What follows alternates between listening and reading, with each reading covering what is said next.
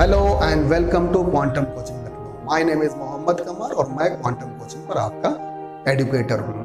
देखिए, हम लोगों ने याद करिएगा केमिस्ट्री में केमिकल काइनेटिक्स को स्टार्ट किया था। उसके हम लोग पिछले साल के जो जितने आईआईटी मेंस में क्वेश्चन आ रहे थे उनको हम लोग सॉल्व करा रहे थे और अभी हम लोगों ने लेक्चर 1 ही किया था और अब आज हम लोग लेक्चर 2 करेंगे। 4 क्वेश्चन हम लोगों ने लेक्चर 1 में लगाए हैं और ये 5th नंबर आपके स्क्रीन पर है। देखिए, decomposition of H2O2 follows a first order reaction.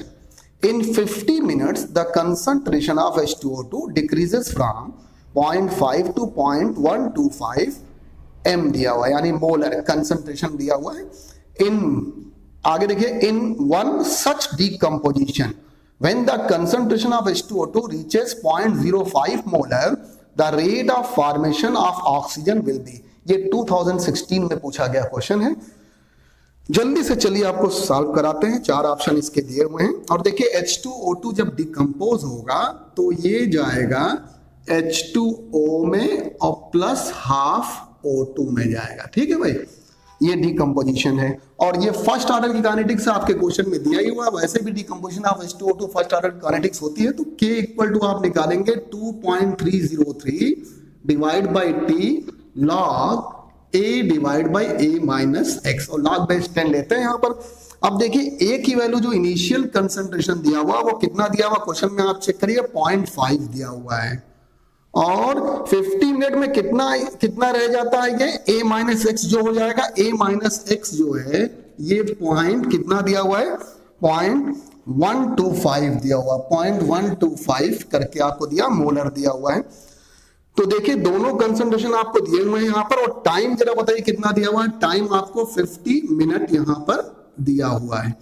अब ये आप फॉर्मूले में रख देंगे K equal to 2.303 divide by T की वैल्यू 50 मिनट, ये रख दिया लॉग। अब यहाँ पर रखा 0.5 डिवाइड बाई 0.125 हो गया। ये कैंसिल करेंगे, ऊपर 2 जीरो बढ़ जाएंगे और ये कितनी बार जाएगा 4, तो log 4 हो गया यहाँ पर।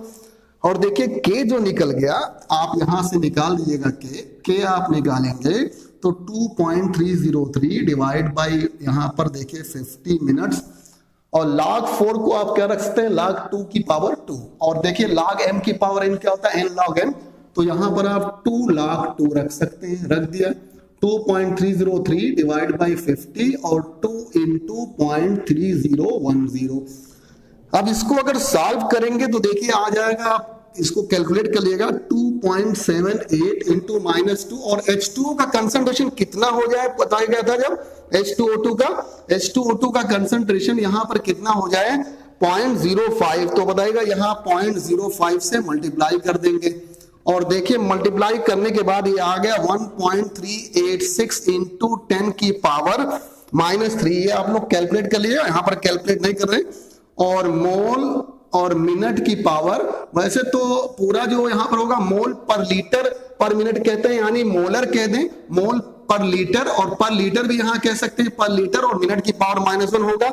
अब देखिएगा यहाँ पर आप ये रख दीजिए आर रेट, आपको यहाँ पर पता है इसका रेट कितना है भाई 1.386 इंटू 10 की पावर -3 है और नेगेटिव साइन दिखा रहे हैं कि डिक्रीमेंट है तो बाकी उससे कोई मतलब नहीं है।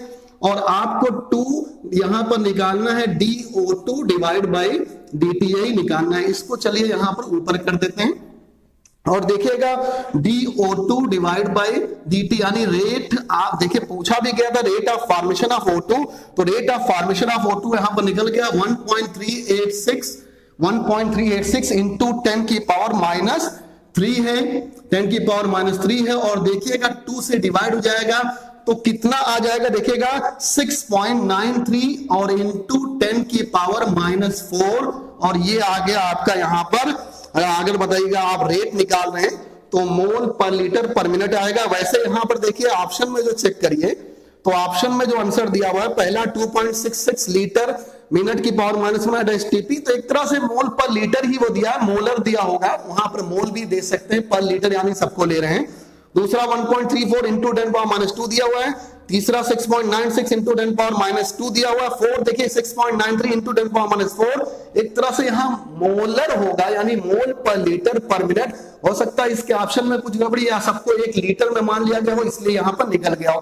तो ये डी नंबर ऑप्शन यहाँ पर करेक्ट। दूसरा क्वेश्चन पढ़ते हैं, देखिएगा for the non stoichiometric reaction, for the non stoichiometric reaction 2a और प्लस b और gives c plus d।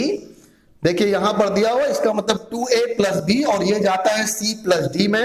The following kinetic data, the following kinetic data were obtain in 3 separate experiment all at 298 kelvin पर। और देखिए ये experimental data यहां पर दिया हुआ है, सबका अलग अलग एक्सपेरिमेंट दिया हुआ है। और आपको बता दें इस तरह का क्वेश्चन इतना ज्यादा इंपॉर्टेंट होता है, और इससे पहले भी हमने देखा था कि आईआईटी में भी रिसेंटली इसके पहले लेक्चर में भी इस तरह का हम लोगों ने क्वेश्चन कराया था। और यहाँ पर जो टेबल दी हुई है वो आपको हम बना देते हैं, आपके क्वेश्चन में तो स्क्रीन पर नजर आ रहा होगा, लेकिन चलिए अब वहां से क्वेश्चन हटाते हैं। पूछा क्या गया, the rate law for the formation of C, यानी सी का रेट लॉ निकालना है। तो जल्दी से इसको सॉल्व करते हैं। सबसे पहले लेते हैं इन experiment first and second, first और सेकंड एक्सपेरिमेंट की बात करते हैं। देखिए आप एक ए और बी है, अगर यहां पर हम रेट ला इसका ये लेते हैं आर इक्वल टू यहां पर मानते हैं के ए की पावर यहां पर ए ले लेते हैं और बी की पावर यहां पर बी ले लेते हैं। अभी पता नहीं कि इसका ए और बी की वैल्यू हमको निकालना है। तो देखिए यहां पर R1 divide by R2 equal to यहां पर क्या हो गया A1 डिवाइड बाय A2, इसका कंसंट्रेशन पावर A, और यहां पर B1 डिवाइड बाय B2 की पावर B। आप देखते हैं पहले एक्सपेरिमेंट और दूसरे एक्सपेरिमेंट में A की वैल्यू सेम है, इसका मतलब ये 1 हो जाएगा, क्योंकि यहां भी 0.1 रखेंगे, यहां भी 0.1 रखेंगे, तो आपका कैंसिल हो जाएगा। इसका मतलब ये क्या हो गया, 1 की पावर चाहे जितनी भी हो 1 ही आता है। और देखिए यहां पर B1 देखिए 0.1 और यहां 0.2 है, और इसकी पावर B, और R1 और R2 चेक करिए 1.2 10 पावर माइनस 3, यहां भी 1.2 इंटू 10 पावर माइनस 3 है। इसका मतलब ये भी 1 हो गया, ये तो पूरा गया ही 1 हो गया। यहाँ 1/2 की पावर क्या हो गया, B हो गया।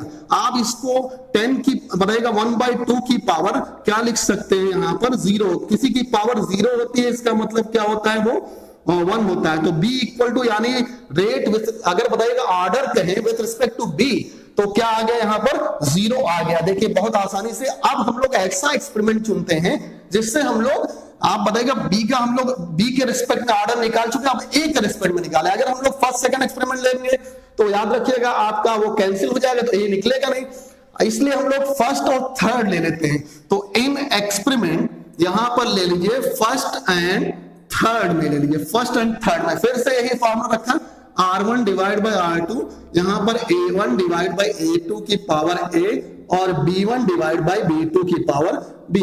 आप ऐसे एक्सपेरिमेंट लेते हैं कि एक बार विथ रिस्पेक्ट टू ऑर्डर निकालें A और एक बार with respect to order B निकालें। अब देखिएगा फर्स्ट और थर्ड में ले रहे हैं, तो A1 की जगह 0.1 और यहां पर A2 की जगह पर क्या हो गया 0.2 पावर A, और B1 B2 देखिए दोनों सेम है, ये कैंसिल हो जाएगा, 0.1 यहां 0.1 और ये 1 हो जाएगा। R1 देखिएगा 1.2 इंटू 10 की पावर माइनस 3 है, R2 2.4 इंटू 10 की पावर माइनस 3 है। यहां से ये सब कैंसिल होकर यहाँ 1/2 आ गया, यहाँ पर 1/2 की पावर A, क्योंकि ये पूरा 1 हो गया। तो देखिए यहां पर देखिए पावर 1 है, तो rate with respect order with respect to A कितना आ गया 1 आ गया। अगर आप इसका रेट ला लिखेंगे तो K और A की पावर क्या हो गया यहाँ 1 और B की पावर क्या हो गया यहाँ पर 0, तो ऑर्डर कितना आ गया 1 + 0 कितना हो गया 1। तो ये इस एक्सपेरिमेंट से पता चल गया कि इसका ऑर्डर कितना 1। सीधा सीधा यहाँ पर जो है DC डिवाइड बाय DT अगर आप निकालेंगे, यहाँ पर तो 1 है, तो 1 है तो रेट बताइए इसका जो ऑर्डर है 1 आ रहा है, और यहाँ पर क्या रख देंगे भाई K, और सिर्फ किस पर डिपेंड कर रहा है A पर डिपेंड कर रहा है, तो K A की पावर क्या हो गया 1 हो गया। इसको इरेज करते हैं, जल्दी से हम लोग नेक्स्ट क्वेश्चन की तरफ बढ़ जाते हैं और नेक्स्ट क्वेश्चन को लगाते हैं। तो चलिए ये पढ़ते हैं, the rate of reaction double when its temperature changes from 300 Kelvin to 310 Kelvin, यानी 300 से 310 केल्विन में चेंज हो जाता है। तो रेट ऑफ रिएक्शन कितना हो जाता है, रेट ऑफ रिएक्शन कहें या रेट कांस्टेंट कहें, एक तरह से क्या हो जाएगा डबल। और आपको बता दें टेम्परेचर के बदलने पर अगर रेट ऑफ रिएक्शन या रेट ऑफ रेट कांस्टेंट दोनों के दोनों चेंज होते हैं। ये हम लोगों ने इफेक्ट ऑफ टेम्परेचर में बताया है कि अगर टेम्परेचर बदलता है तो रेट कांस्टेंट और रेट ऑफ रिएक्शन दोनों बदलते हैं। अब चाहे आपको रेट ऑफ रिएक्शन का चेंज दिया हो या सिंपली रेट कांस्टेंट का दिया हो, दोनों के लिए वैल्यू सेम आएगी, वो टेम्परेचर कोफिशिएंट ही आएगा। और देखिएगा activation energy of such a reaction will be निकालना है आपको, और आर की वैल्यू यूनिवर्सल गैस कांस्टेंट की वैल्यू दी हुई है, इसके अलावा log 2 की वैल्यू 0.3010 दी हुई है। और देखिए 2013 में पूछा गया क्वेश्चन, जल्दी से इसको सॉल्व करते हैं। हम लोग आर्हीनियस इक्वेशन को लिखते हैं और देखिए log 10 बेस k है यहाँ पर k, और फार्मूला क्या होगा log यहाँ पर a minus EA divide by 2.303 RT के होगा, ये फार्मूला है। लेकिन देखिए ये फार्मूला हम लोग को लगाना है दो केसेस में, टेम्परेचर दो अलग अलग है, एक T1 और T2 है, तो यहाँ पर log बेस 10 यहाँ पर क्या हो जाएगा भाई K2 डिवाइड बाय K1 हो गया। और ये देखिए यहाँ पर निकल जाएगा EA, इसको सॉल्व कर लीजिएगा, ये हम लोगों ने आपको पहले बताया है और ये बहुत इंपॉर्टेंट फार्मूला था। किसमें याद करिएगा, जब हम लोगों ने आपको आर्हीनियस इक्वेशन पढ़ाई थी। अब देखिए यहाँ पर चेक करिए, आपको दिया हुआ है log K2 divide by K1 की वैल्यू कितना दिया हुआ है, K2 डिवाइड बाय K1 की वैल्यू आप खुद देख लीजिएगा। यहाँ पर K2 डिवाइड बाय K1 की वैल्यू देखिए डबल हो जाता है, इसका मतलब 2 दिया हुआ है, तो इसकी जगह पर रख देंगे log यहाँ पर 2, EA निकालना है 2.303, R की वैल्यू 8.314 दिया हुआ है। टेम्परेचर पहला है 300 और दूसरा है यहाँ पर 310 केल्विन, ये रख दिया। सॉल्व करिए 0.3010 हो गया, EA रखा 2.303 इंटू 8.314 हो गया।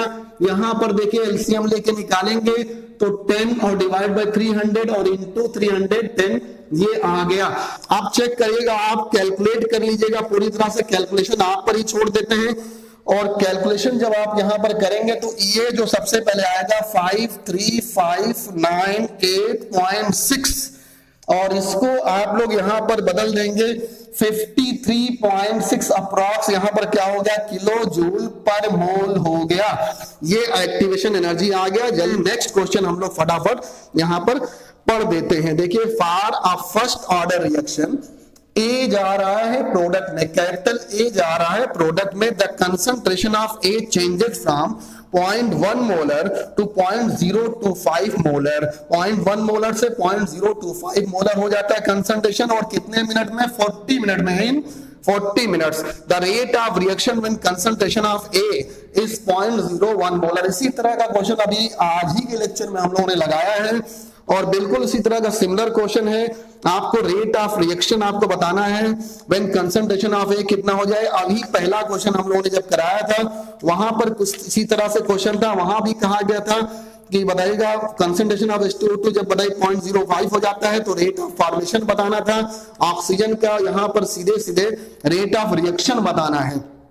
तो चलिए इसको भी लगाते हैं, और ये 2012 में पूछा गया है IIT मेंस में। ये सारे क्वेश्चन जो करा रहे हैं सब के सब बहुत ज्यादा इंपॉर्टेंट हैं, और उनको आप लोग जरूर करिए, इससे पता चलेगा किस तरह के क्वेश्चंस आपके एग्जाम में आ सकते हैं। तो देखिए फिर हमने फॉर्मूला रखा K = 2.303 फर्स्ट ऑर्डर के लिए, divide by T log base 10 A divide by A minus x यहां पर रख दिया।